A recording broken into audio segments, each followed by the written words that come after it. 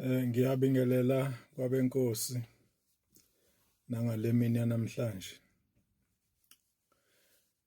Ngitheka ngeke ngibuye futhi saqhubeka ngayo indaba yobuNazaretha engiqalile ngokuqhubeka ngomzamo yokuveza ubudlelwano phakathi komuntu noNkulunkulu ngokukholelwa noma ngokuthatha isifungo sobuNazaretha. Phambilini-ke ngeke ngaveza ukuthi uNkulunkulu wathi yena uyingcwele, uyafisa nokusondela kuye noma nomuntu ozibiza ngomntwana wakhe azehlukanise enze isifungo sobungcwele sokuthi uzohlala ebungcweleni bukaNkulunkulu imihla yonke yokuphila kwakhe. Ngathi ubungcwele-ke kukuzehlukanisa, uzehlukanisele uNkulunkulu, okuwukuthi into engcwele yinto ethinta uNkulunkulu kuphela. NgesiLungu kuthiwa it's something that is exclusively for God or exclusively determined for God. Oshuthi into nje emiselwe uNkulunkulu kuphela, hayi enye into. Ngithe ngathi-ke ubuNazaretha-ke ubudlelwano phakathi komuntu noNkulunkulu isifungo asithathayo sokuyinikela kuNkulunkulu impilo yakhe yonke. Namhlanje bengifisa ukukhuluma ngodaba oluphatha indaba yezicathulo nobungcwele. Siyakhumbula ukuthi lapha eSodus 3 khona uMosi owathi elusile entabeni yaseHoreb wayesebona isihlahla sivutha. Uthe mebona isihlahla sivutha, uMosi wayesefikelwa umuzwa yokusondela kulesi sihlahla ngoba uyasibona siyavutha kodwa kasishi, asipheli. Wayesefikelwa umuzwa wokusondela kulesi sihlahla. Uthi-ke umbhalo wathi uNkulunkulu mebona uMosi ephambuka esondela esihlahleni, kwasekuqhamuka izwi likaNkulunkulu lithi, Mosi, Mosi, khumula izicathulo zakho ezinyaweni zakho ngokuba umhlabathi omkuwo uyingcwele. UMosi-ke wabe sekhumula-ke izicathulo njengokuyalelwa kwaNkulunkulu ngoba uNkulunkulu wayesemtshelile uMosi ukuthi ungubani yena. Wathi unguNkulunkulu kayise u-Abrahama, u-Isaka noJakobe. Wabe-ke uMosi esefihla ubuso bakhe kuNkulunkulu esekhumula izicathulo njengoba wayeyalelwe. Indaba efanayo futhi siyayithola lapha kuJoshua 9, ngithi verse 3 mangaphosisi. La khona kwabonakala futhi umuntu wasezulwini phambi kwaJoshua. Wathi mekhuluma nawe uJoshua wayesethi lo muntu akakhumule izicathulo zakhe ngoba umhlabathi ome kuwo uyingcwele. Okushuthi ngamafuphi umhlabathi la okusuke kunoNkulunkulu khona ngaleso sikhathi uba ngcwele. Angeke sisho ukuthi le ndawo aye kuyona uMosi ngaleso sikhathi namanje segcwele ukuthi namanje solely dedicated to God. But at that present time, ngaleso sikhathi kwakunoNkulunkulu lapho kuleyo ndawo. Ngaleyo ndlela yonke indawo enoNkulunkulu isuke ingcwele leyo ndawo, fanele ithathwe ngobungcwele ngoba indawo enoNkulunkulu kuphela. Ngoba yena uNkulunkulu ungcwele. Manje-ke uthi kulabo abantu bobabili abakhumule izicathulo zabo kule ndawo ngoba le ndawo iyingcwele. Osho ukuthi indawo engcwele noma endaweni noNkulunkulu izicathulo kazivumelekile khona. Akukho ke lasibalelwa khona ukuthi kusingasizathu sini esenza ukuthi indawo noNkulunkulu engazivumela isicathulo. Lokho singakusho nje ngabe sicabangela thina nje kodwa yena uNkulunkulu uthi indawo enaye ingcwele akayifuni izicathulo. Mhlambe masingaspekulate noma singacabanga nje ngokucabanga kwethu singathi uNkulunkulu uyayifuna iconnection phakathi komuntu nomhlabathi. Ukuthi mawusufaka izicathulo kune-insulator noma kunesivimbelo esivika ukuthi umuntu abe ne-connection nokuxhumana nomhlabathi. Kulokho kucabanga nje kwethu. Ziningi izinto ezikhulunywa abantu ngendaba yobudlelwano phakathi komhlabathi nomuntu. Ukuthi mawuhamba ngeenyawo ungafake lutho ezicathulo ngeenyaweni usuke une connection nezwe, usuke une connection nemvelo. Lokho kucabanga kwaba abantu ngokweBhayibheli akukho la kusifundisa khona lokho noma ngokwemfundiso kaNkulunkulu akukho la kusifundisa khona lokho. Noshembe akasifundisanga lokho kodwa wasifundisa nje ukuthi endaweni engcwele noma endaweni enikelwe uNkulunkulu noma uma usesimeni sokuthi uxhumana noNkulunkulu izicathulo kasidingeki kuwena ngoba uNkulunkulu akabi sendaweni la umuntu efake khona izicathulo noma umuntu excuse me noma umuntu akabi phambi kwaNkulunkulu efake izicathulo. Umbhalo usho njalo. Ilokho sikuyalelo umbhalo ilokho noShemba afika sifundisa khona njengomuntu engathi uyena oyicustodian noma uyena omphathi noma uyena umbheki wobuNazaretha emhlabeni njengoba bafike basungulwa ngaye. Ngiyengizwa abanye abantu bethi kunencwadi kaJohn 14 mangaphosisa ngisana verse 16 ethi akekho oza kubaba ngaphandle kwami kuyasho uJesu. Ethi akekho oza kubaba ngaphandle kwami. Ngiyavuma ukuthi uJesu wayekhuluma lokho ngesikhathi sakhe ukuthi yena njengomuntu wayeze uzofundisa abantu indlela yakuNkulunkulu. Ngaphandle kwendlela afundise ngayo yena akekho yakuyise. Lokho kwangasho ukuthi kufuneka kukhonzwe yena ukuze umuntu aye ezulwini cha. uJesu akazafuna ukukhonzwa kodwa wafuna ukuthi abantu bakhonze uNkulunkulu ngokulalela izwi alishumayelayo yena uJesu. So ke namanje uma ngabe ulalela izwi likaJesu elafundisayo liyindlela yakuNkulunkulu. Methi yena uyindlela neqiniso akekho yakuyise ngaphandle kwakhe. Wayeqinisile impela. Ngoba umuntu mefuna ukuya ezulwini akalalele izimfundiso ezafundiswa uJesu ngoNkulunkulu. Hayi ezafundiswa abapostoli nabaprofeti abapostoli nabefundisi abafika bazosifundisa ivangeli cha. uNkulunkulu uJesu yena wathini ngoNkulunkulu. Iyona into kufanele siyilalele thina leyo. Ukuthi kwathiwa uJesu wathi akekho uNkulunkulu uyakubaba ngaphandle kwakhe. Wayesho during his time ngesikhathi sakhe ukuthi abalalela imfundiso zakhe bazoya kuNkulunkulu. Lokho wayengabe evala uNkulunkulu ukuthi uyavala ukuthi uNkulunkulu angaphinda athumela abanye abantu abazoba nomyalezo kaNkulunkulu wokuxhumana phakathi komuntu noNkulunkulu ngaphandle kukaJesu. Ngishilo ngathi noShembe wafika la emhlabeni ngokuzobuyisa abantu njengomsebenzi owenziwa uJesu ngesikhathi sakhe uzobuyisa abantu ebabuyisela kuNkulunkulu ukuthi bagcine imiyalo uNkulunkulu abafundisa yona ukuthi iyona imiyalo ephilwa ezulwini. Omunye wawo lo myalo isifungo sobuNazaretha. Ngoba abantu basilahle emva kaJesu. Likhona leli izwi elithi akekho yakubaba ngaphandle kwami.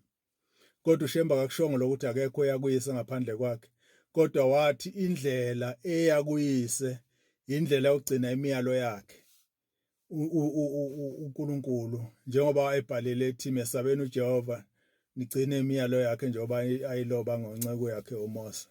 Yilokho uShemba akushoyo. So-ke bengizama ukusho ukuthi ubungcwele uShembe uNkulunkulu wabe sebunika uShembe ukuthi azobufundisa la emhlabeni. Ingakho kwasifundisa ukuthi endaweni kaNkulunkulu asikwazi ukufaka izicathulo uma ngabe sibiza igama likaNkulunkulu. Njengoba wayalela uNkulunkulu kuMose, wayalela uNkulunkulu kuJoshua ukuthi lo mhlabathi esenimi kuwona wehlukaniselwe mina, is set aside for me as God. So-ke lo mhlabathi uyingcwele. Ngalokho ngaleyo ndlela nje obuyingcwele lo mhlabathi, izicathulo azivumelekile kuwona. Yilokho uShemba sifundisa khona, akaqhamukanga nje emoyeni wasifundisa lokho. Ngamafuphi uma ubona abantu abangamaNazaretha bengazifakile izicathulo ethempelini, ave kuukuthi ngoba bengenazo noma kunjani, cha, umyalo washiwo uNkulunkulu uthi endaweni yakhe izicathulo kazingeni. Siyazi ukuthi emva kokuba uSolomon eqeda ukwakha iJerusalem, ithi indlu kaNkulunkulu, siyakuthola lokho encwadini yamakhosi okuqala lapha ku-chapter 8 no-chapter 9. Kodwa chapter 9 kakhulukazi la uNkulunkulu ethi khona ku Solomon, ngikuzwile ukukhuleka kwakho nonxusa kwakho, ngakho-ke lendlu sengiyingcwelisile. Osho ukuthi iJerusalema uNkulunkulu usengenile kulona, sekungelakhe, it has been set aside for God. Shuthi selehlukanisiwe labekwe eceleni ukuthi lizokwenza umsebenzi kaNkulunkulu kuphela. Ukuthi-ke eJerusalema awusakwazi ukufika ufake izicathulo ngoba sekuyindawo kaNkulunkulu, ithempeli likaNkulunkulu. Kanjalo-ke naseyindlini zamasonto lezi ezikhona njengamanje, uma leyo ndlu noma leyo ndawo ibekelwe ukuthi isingekaNkulunkulu, kuleyo ndawo akusavumelekile ukuthi uhambe kuyona ufake izicathulo, ngoba uNkulunkulu ukhiphe umyalo othi endaweni yakhe engcwele izicathulo akazivumi noma akazifuni, azingafakwa khona. So-ke kanjalo noma uthandaza noma ngabe uthandaza phansi kwesihlahla, noma ngabe uthandaza endlini yakho, noma uthandaza kuphi, kufanele ukhumule izicathulo uzisuse kuleyo ndawo okuyiyona othandaza kuyona, ngoba kuleyo ndawo ubiza uNkulunkulu uthi ehla moya, woza uNkulunkulu uze la engikhona, uzolalela umthandazo wami, uzomukela umthandazo wami. Ngaleyo ndlela uma kufika uNkulunkulu lapho kuleyo ndawo, leyo ndawo esiyingcwele, sekufanele uhlukane nezicathulo kuyona. Sewufuna uhlukane nezicathulo zingabikho kuye, nawe ungasifaka izicathulo, ngoba uNkulunkulu uthi ngayo, uthi kuleyo ndawo akuyona noma othandaza kuyona sekukhona yena uNkulunkulu, leyo ndawo esiyingcwele. Ukuthi yonke into eyingcwele, yonke into ehlukaniselwe uNkulunkulu, yonke into ene presence of God, ayisavumele ukuthi kube khona izicathulo.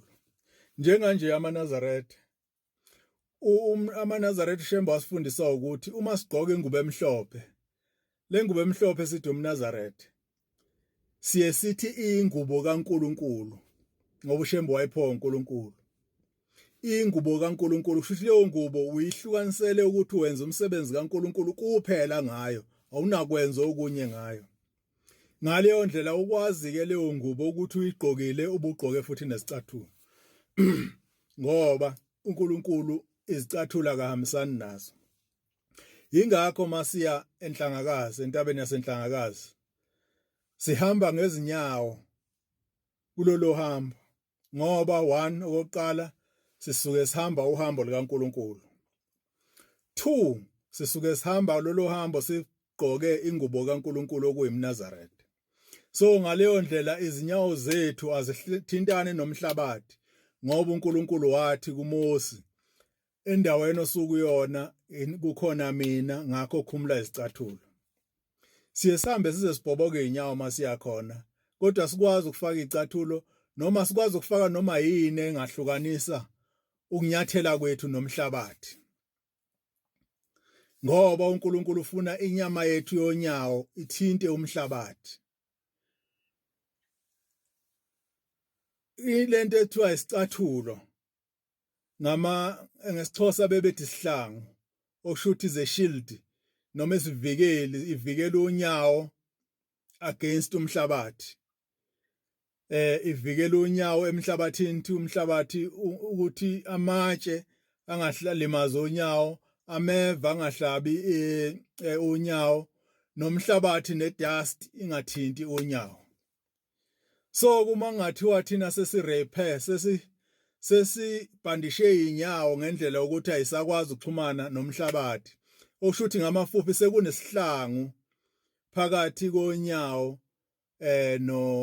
nomhlabathi, ukuthi lesi sifungo sikaNkuluNkulu noma lo myalo kaNkuluNkulu awusalalelwe uma ngabe sekukhona into evikela ukuthi umhlabathi noma unyawo lungathintani nomhlabathi. Yingakho sesihambe kuzobhoboka inyawo singena kushintsha ngaphandle mawusulimele uwabhandisha, usungabhandishele ukuthi awufuna umhlabathi uthintane nolukhuzana, uyobhandishe leyo ndawo elimele, uyibhandishele ukuthi kungabe sekuthunukala, sokuvimba ukuthunukala, hayi ukulimala. Sokuvimba ukuthunukala, ungathunukali esilondeni. La mhlawumbe ohlatshwe khona yiva noma la ohlatshwe khona yitshe, kanjalo. Lokho nje sekwenza ukuthi uma ulibeka unyawo kube nobuhlungu. Usuvimba lobo buhlungu okuhlukanisa umhlabathi nonyawo, kodwa unyawo lonke olunye lusuke luthintile emhlabathini. So ngithi angicacise leyo nto ukuthi ave kuukuthi ngoba sithanda ukuhamba ngeenyawo noma kunjani, kodwa umyalo kaNkuluNkulu oseBhayibhelini. Aziziningi kakhulu izinto uShemba azenzela zona ezingekho emiyalweni kaNkuluNkulu owumyalo oseBhayibhelini. Okunye kwakho uma ubone ngathi kuyaphambana nokwafundiswa uJesu, yebo, kungahle kuphambane okunye kwakho ngoba uNkulunkulu uJesu wamnika i-authority ethile, noShembe wamnika i-authority. uShembe uyi-authority yena uqobo. Uma uthi nje lokhu akukho eBhayibhelini, uShembe uyi-authority yena uqobo. uShembe yakwazi ukuphikisa iBhayibheli uma ngabe kuuthi alisho into eyasho uNkulunkulu. Njengoba kade ngilinganisa ngendaba ukuthi akekho oza kubaba ngaphandle kwami. Cha, siyakuvuma lokho, kodwa futhi siyakuvuma nokuthi uJesu wayezofundisa yona lemiyalo efundiswa uShembe ngendlela okuya kuNkulunkulu. Inye indlela eya kuNkulunkulu ugcina imiyalo yakhe, ngoba iyona ndlela okuphilwa ngayo kwelizayo. So ke ngisho ukuthi ke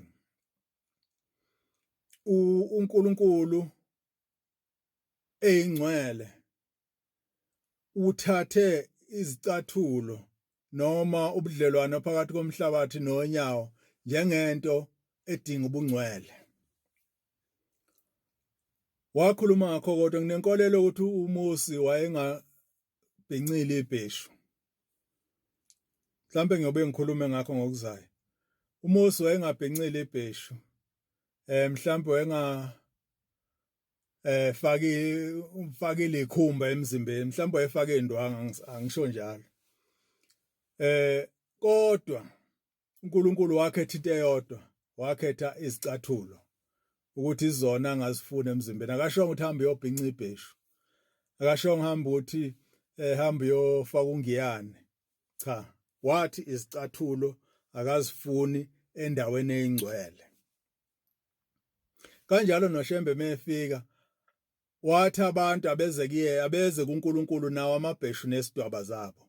Kodwa akashonga ukuthi laba abangabhincanga amabheshu nabangayifakile idwaba bangezi ngoba uNkulunkulu wathi kuMose, khumula izicathulo zakho, ukhumule nebhlukwe lolo lifakile uma ngabe wayefaka ibhlukwe, noma ukhulumele indwangu oyifakile uhambe uyofaka ikhumba. Cha, akakushongo lokho uNkulunkulu. Wathi endaweni engcwele iyodwa into angayifuni izicathulo ezinyaweni zakhe. So ke bengisho ukuthi ke bantwana benkosi, uma ngabe sithi singabantwana bakaNkulunkulu, siyakholwa kuNkulunkulu njengobaba wethu, njengomdali wethu, ukuthi uma ngabe siya kuye wasiyalela ukuthi asikhumule izicathulo, hayi ukuthi masikhumule izicathulo njengamaNazaretha sisuke mhlambe sisho ngoba sifuna ukuhlukumeza abathile. Cha, akekho umuntu o-exempted noma obekwe eceleni ukuthi angazifaka izicathulo yena. Ngisho uShembe uma engena ethempelini uyazikhumula izicathulo ngoba umyalo washiwo uNkulunkulu kuMose. Umyalo owashiwo uNkulunkulu kuMose wathi akakhumule izicathulo ngoba ungena endaweni kaNkulunkulu.